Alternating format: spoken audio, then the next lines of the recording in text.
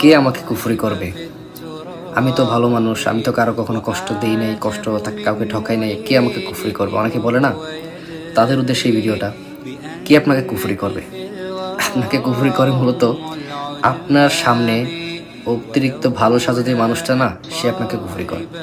আপনার পরিবারের যে মানুষটা আপনাদেরকে বোঝায় যে আমি তোদের খুব সাপোর্টে আছি, তোদের খুব ভালো চাই, তোদের খুব উন্নতি করতে চাই, সেই মানুষটা আপনাকে জাদু করে।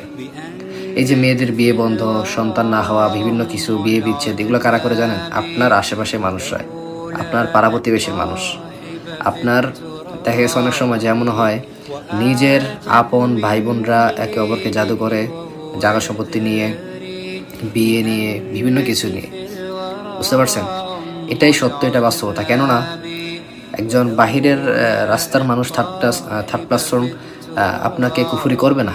তার কাজ নেই কবিরাজের কাছে গিয়ে 15-20 হাজার টাকা দিয়ে আপনাকে কুফরি করার। আপনাকে কুফরি করে আপনার কাছের মানুষ, যে আপনার ক্ষতি চায়, কিন্তু আপনি তাকে বুঝতে পারেন না।